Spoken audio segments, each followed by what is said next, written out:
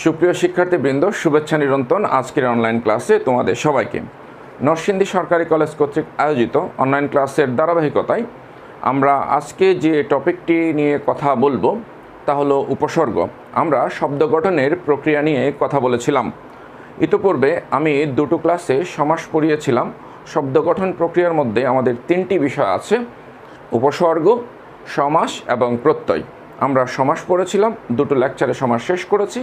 আজকে আমরা সমাস শেষ করার প্রেক্ষাপটে নতুন যে টপিকটি নিয়ে কথা বলবো তা হলো উপসর্গ। উপসর্গ থেকে আমাদের পরীক্ষায় কী টাইপের প্রশ্ন হয় সে বিষয়টি নিয়ে আমি একটু কথা বলবো। বিষয়টি হলো যে অনেক সময় আমাদের এই তিনটা টপিক পাঠ্যপুস্তকে অন্তর্ভুক্ত আছে, অর্থাৎ আমাদের সিলেবাসে অন্তর্ভুক্ত আছে। আমাদের বাংলা দ্বিতীয় পত্রের যে 4 নম্বর প্রশ্নটি আছে, সে 4 নম্বর প্রশ্নে দুইটি প্রশ্ন থাকে, একটির অথবা আরেকটি।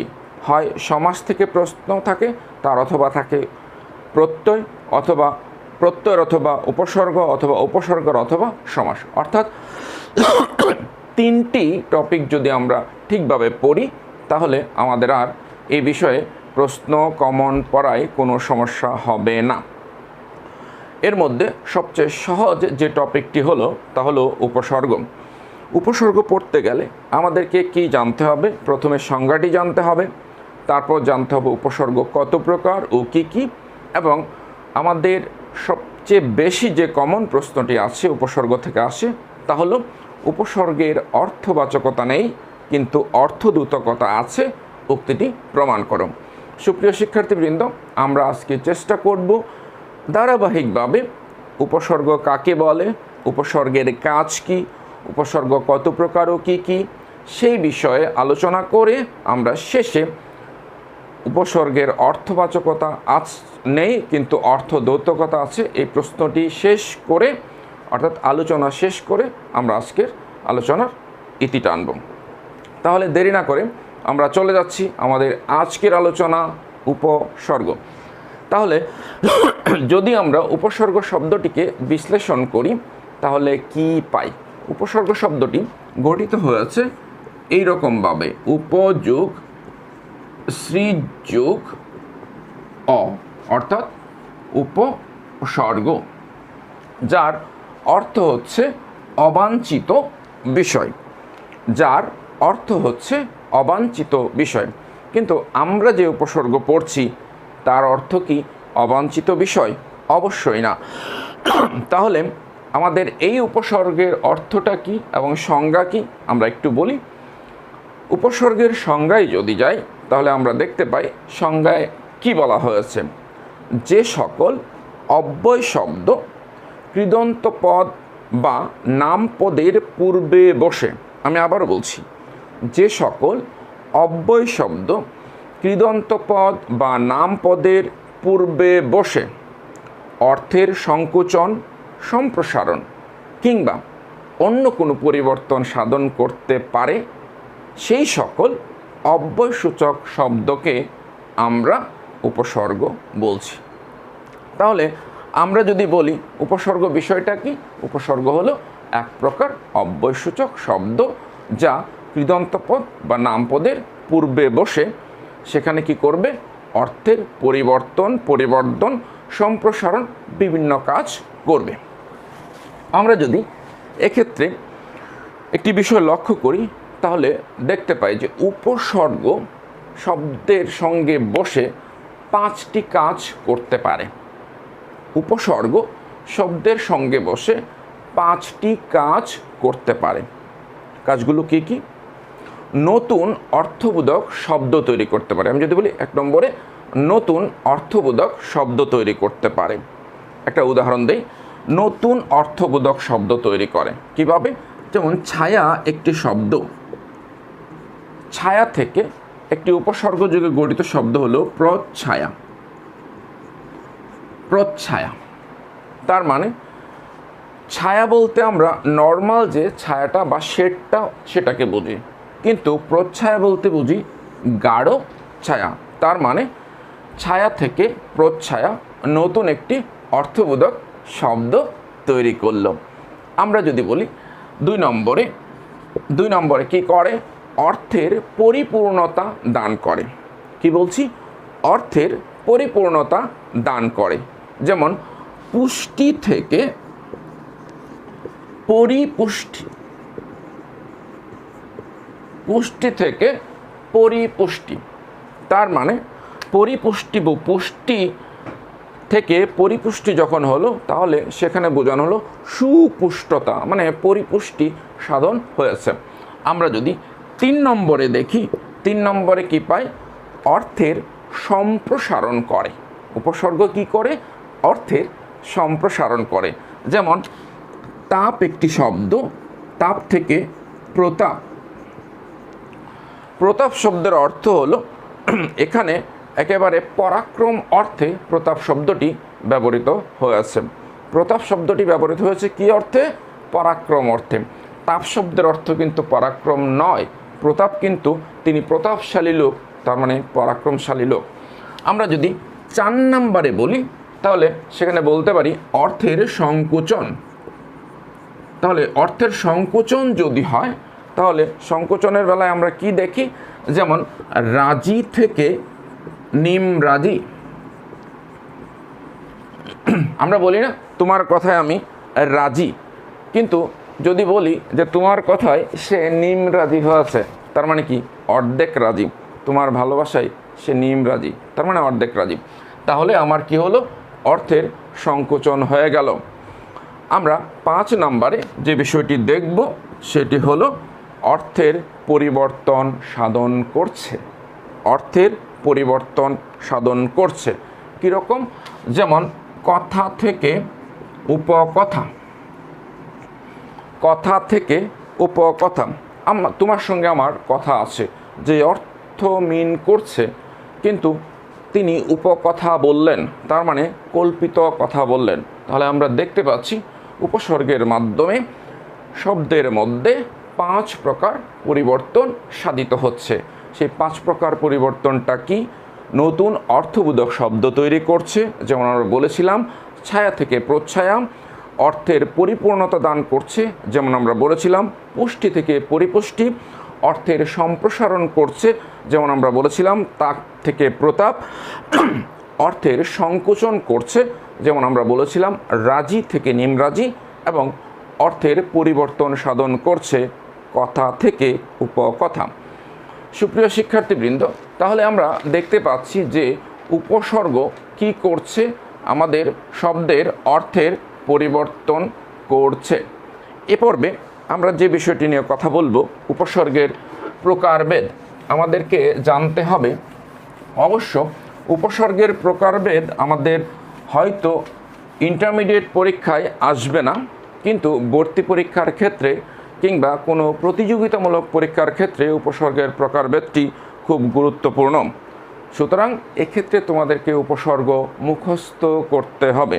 মুখস্থ করার জন্য আমি কিছু টেকনিক বলে দেব, সেই টেকনিকে মুখস্থ করলে এখন থেকে শুরু করে যে কোনো প্রতিযোগিতামূলক পরীক্ষার জন্য তুমি উপসর্গতে কখনো ঠেকবে না। আসো এবার আমরা উপসর্গের বিষয়গুলো নিয়ে কথা বলি, অর্থাৎ প্রকারভেদ নিয়ে কথা বলি। উপসর্গের প্রকারভেদ বলতে গেলে উপসর্গ হলো 3 প্রকার। কি কি? 1 বাংলা উপসর্গ, 2 সংস্কৃত বা তৎসম উপসর্গ, 3 বিদেশি উপসর্গ। বাংলা উপসর্গ আর তৎসম বা সংস্কৃত উপসর্গের মধ্যে একটা পেঁচ আছে, কোনটা 21 আর কোনটা 20। বাংলা উপসর্গ 21টি, তৎসম উপসর্গ 20টি। মনে রাখার একটা বিষয় বলে দিচ্ছি, আমরা বাংলা ভাষা পেয়েছিলাম কবে? 21শে ফেব্রুয়ারি। বাংলা উপসর্গ 21টি। 21শে ফেব্রুয়ারির 21 তারিখটি মনে রাখলে আমার বাংলা উপসর্গ 21টি মনে রাখা সুবিধা হবে, অর্থাৎ 20 আর 21-এ আমাদের প্যাচ লাগবে না। আসো এবার সংস্কৃত উপসর্গ 20টি। বিদেশি উপসর্গের মধ্যে আমার যে ব্যাপারগুলো আছে তা হলো ফার্সি, আরবি, ইংরেজি আর হলো উর্দু, হিন্দি। এই 4 প্রকার উপসর্গ আমরা পাই। আমার ফার্সি উপসর্গ 10টি, আরবি 6টি, ইংরেজি 4টি, উর্দু হিন্দি 2টি উপসর্গ। এই হলো আমার মোটামুটি উপসর্গের সংখ্যা। এখন কথা হলো উপসর্গের এই সংখ্যা তো আমি লিখলাম, উপসর্গ মুখস্থ করব কিভাবে মনে রাখব? বাংলা যেই 21টি উপসর্গ আছে, এই 21টি উপসর্গ মনে রাখার একটা তরিকা বাতলে দেই। আমার বাংলা উপসর্গ 21টি মনে রাখবে এভাবে: অ, অঘা, অজ, অনা, আন, আব, আ, আর, উন, ইতি, পাতি, সু, স, হা, বরকু, নি, বি, রাম, কদ, সা। আমি যদি একটু 3 লাইনে উপসর্গগুলো একটু লিখব। সুপ্রিয় শিক্ষার্থীবৃন্দ, তোমরা চাইলে মুখস্থ করতে পারো, অন্তমিল দিয়ে আমি উপসর্গগুলো লিখব। কি বলেছিলাম? বাংলা উপসর্গ 21টি, আমি 3 লাইনে লিখব, 7টা করে উপসর্গ লিখব। কি কি? অ, অঘা, অজ, অনা, আন, আব, আ, আর, উন, ইতি, পাতি, সু, স, হা, ভর, কু, নি, বি, রাম, কদ, সা। তার মানে 3 7 21টি। খেয়াল করে দেখো, আমার শেষে লাইনে, প্রত্যেকটা লাইনের শেষে একটা অন্তমিল আছে, আ, হা, সা। তাহলে মনে রাখবো কি? অ, অঘা, অজ, অনা, আন, আব, আ, আর, উন, ইতি, পাতি, সু, স, হা, ভর, কু, নি, বি, রাম, কদ, সা। তাহলে আমরা এই 21টি উপসর্গ যদি এভাবে মনে রাখি তাহলে কোথাও আমরা ঠেকব না। এরপর আমরা চলে যাই আমাদের সংস্কৃত বা তৎসম উপসর্গ, যেটাকে আমরা বলছি, সেটা হচ্ছে আমাদের 20টি। তাহলে তৎসম উপসর্গ 20। এই উপসর্গগুলো আমরা 4 লাইনে মনে রাখব, প্রত্যেক লাইনে 5টা করে। কি কি? প্র, পরা, পরি, নির, নি, অব, অনু, অধি, অপি, বি, অভি, উপ, আ, সু, প্রতি, উত, দূর, সম, অপ, অতি। কি বলছি আমরা?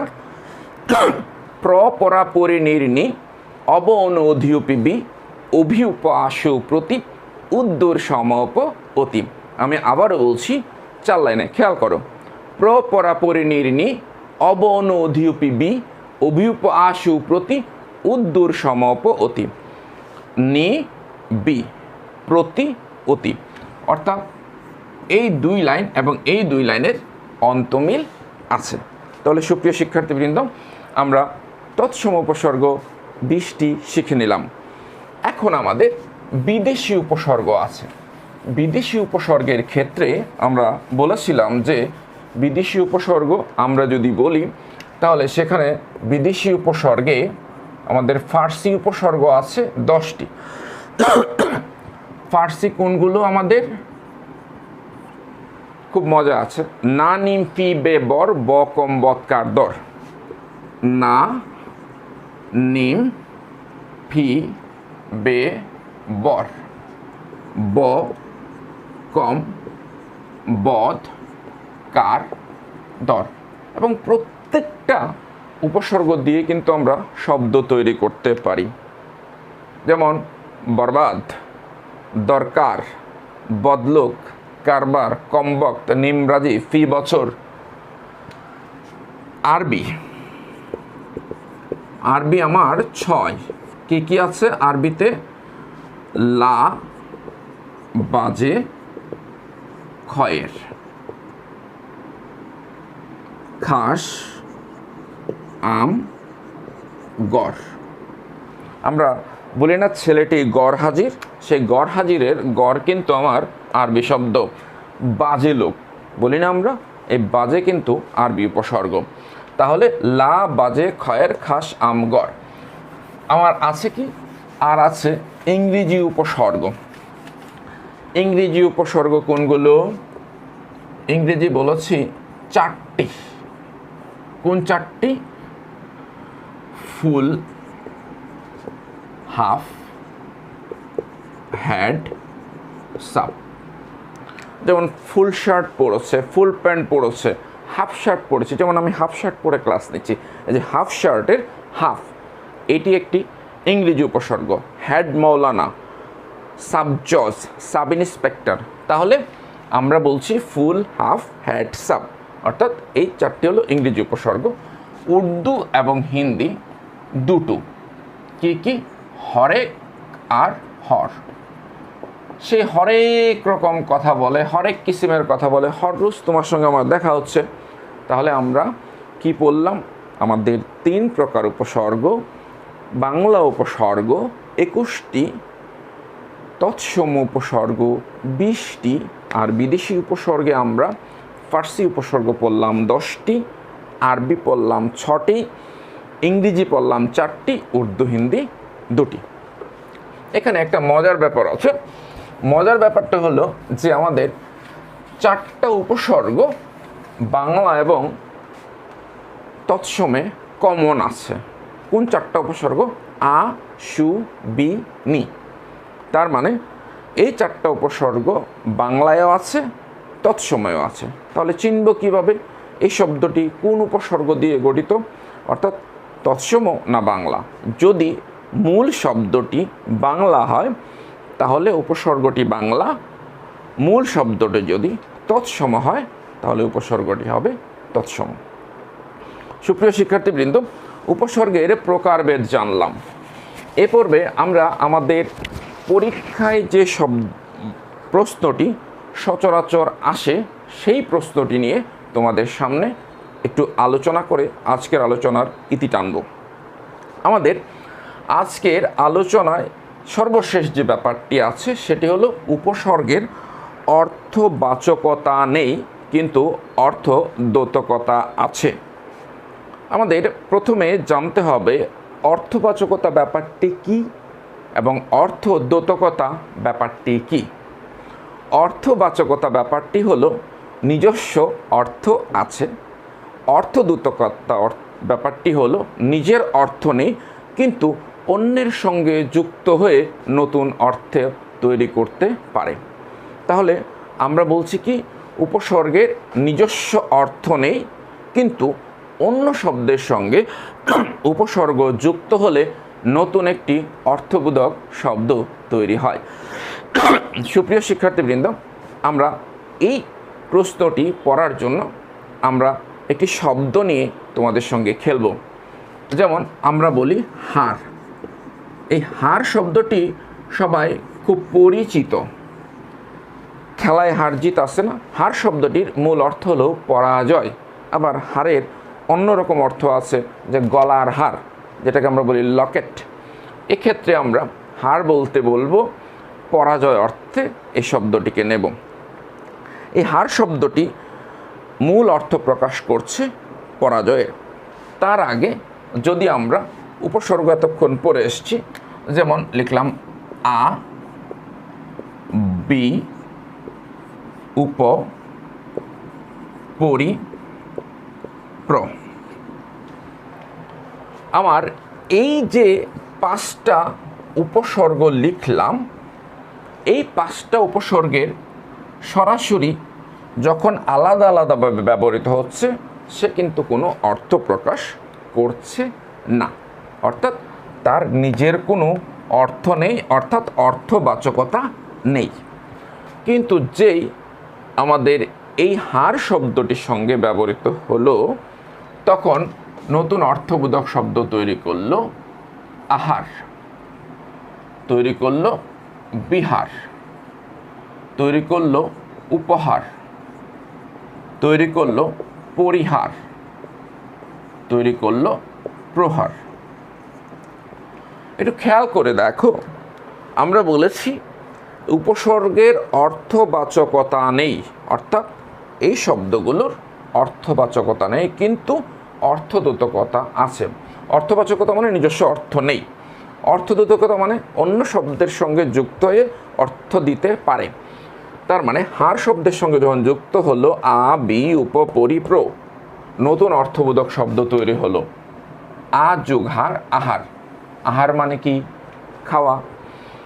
বি যোগ হার বিহার, বিহার মানে কি? ভ্রমণ। উপযোগ হার উপহার মানে কি? কাউকে কোনো কিছু দেওয়া, যেটাকে তুমি তোমার বয়ফ্রেন্ড, গার্লফ্রেন্ড কিংবা মা বাবা উপহার দিয়েছো, কাউকে দিতে পারো। এটা ভালো একটা ব্যাপার। উপহার দেওয়ার রেওয়াজটা আমাদের সমাজে প্রচলিত হওয়া উচিত। এতে কি হয়, অন্যের কাছে নিজেকে সুন্দরভাবে উপস্থাপন করা যায়, উপহার পেলে কে না খুশি হয়। তারপর আসো এই যে পরিহার, এই পরির নিজস্ব কোনো অর্থ নেই, কিন্তু যখনই হারের সঙ্গে যুক্ত হয়েছে, এই পরিহার মানে বর্জন করা। আমি তোমার সঙ্গ পরিহার করলাম, তার মানে বর্জন করলাম। সর্বশেষে আমরা দেখতে পাচ্ছি এই প্র যখন যুক্ত হয়েছে তার নিজস্ব কোনো অর্থ নেই, কিন্তু যখনই প্রহার হয়ে গেল হারের সঙ্গে যুক্ত হয়ে, প্রহার মানে কি? মারা। সে কুকুরটিকে প্রহার করেছে। তাহলে আমরা দেখতে পাচ্ছি যে উপসর্গের নিজস্ব কোনো অর্থ নেই, কিন্তু কোনো অর্থবোধক শব্দের সঙ্গে যুক্ত হয়ে কি করছে? নতুন অর্থবোধক শব্দ তৈরি করছে। তাহলে আমরা বলতে পারি উপসর্গের অর্থবাচকতা নাই, তার মানে নিজস্ব কোনো অর্থ নয়, কিন্তু অর্থদ্যোতকতা আছে, অর্থাৎ অন্য শব্দের সঙ্গে যুক্ত হয়ে নতুন অর্থবোধক শব্দ তৈরি করছে। সুপ্রিয় শিক্ষার্থীবৃন্দ, আশা করি এই লেকচারটির সঙ্গে তোমরা যদি তোমাদের বই থেকে উপসর্গটি ভালো করে পড়ো, তাহলে কি হবে, এই বিষয়টি তোমাদের কাছে আরও বেশি ক্লিয়ার হবে। আমরা পরবর্তী কোনো লেকচারে আমরা ব্যাকরণের অন্য কোনো টপিক নিয়ে কথা বলবো। আশা করি ব্যাকরণ নিয়ে অকারণ যন্ত্রণা কিংবা টেনশন করার কোনো দরকার নেই। ব্যাকরণ একটি সহজ বিষয়, আমরা মজা করে, মজার ছলে ব্যাকরণকে সহজ করে পড়ব। তো সে পর্যন্ত ভালো থাকবে, যে পর্যন্ত দেখা না হচ্ছে করোনা থেকে আমরা মুক্ত হয়ে নতুন পৃথিবীতে নতুনভাবে ক্লাসরুমে দেখা হবে। আজ এ পর্যন্তই। ভালো থাকবে, ভালো রাখবে। একটি কথা সব সময় বলি, আজকেও বলছি, হাসতে শিখুন, হাসতে শেখান, হাসি বিতরণ করুন। সবার জন্য নিরন্তর শুভকামনা।